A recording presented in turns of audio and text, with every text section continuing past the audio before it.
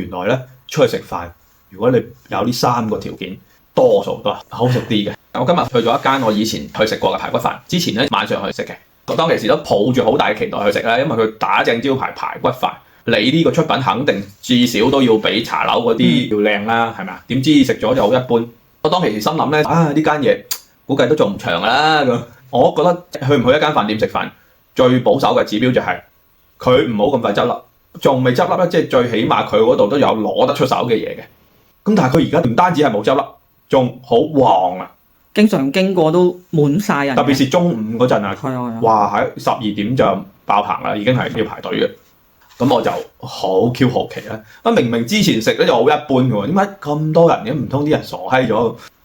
咁啊今日就去探個究竟啦。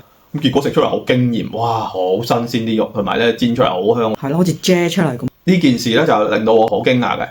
食完之後出嚟咧，我咪同你總結嘅。我話前面嗰2點我都總結咗，一係未執笠，2係多人，咁都可以證明到佢攞得出手嘅。但係今日嗰啲係真係驚豔。咁點解釋咧？咁最後咧，其實我個結論就係仲加多一點嘅。